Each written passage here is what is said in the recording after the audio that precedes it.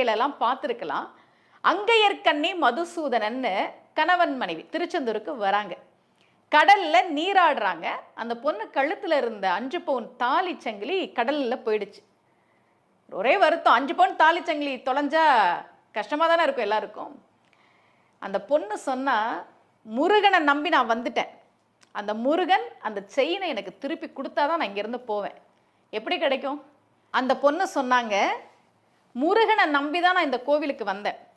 தொலைஞ்சு போன என்னோட தாலி செயினை இந்த திருச்செந்தூர் முருகன் தான் கொடுக்கணும், இல்லைன்னா நான் இங்கேருந்து போக மாட்டேன். எப்படி கிடைக்கும்? கடலில் தொலைஞ்ச தாலி செயின் கிடைக்குமா? முதல்ல அந்த பொண்ணு ரொம்ப வைராக்கியமாக, நான் இங்கேருந்து போக மாட்டேன், எனக்கு முருகன் என்னோட தாலி செயினை திருப்பி கொடுக்கணும்னு உட்காந்துட்டாங்க. கூட்டம் வருது, போலீஸ்காரங்க வராங்க, விசாரிக்கிறாங்க. அங்கே உள்ள மீன் பிடிக்கக்கூடிய நண்பர்கள் எல்லாம் அனுப்பி கடலில் தேடுறாங்க.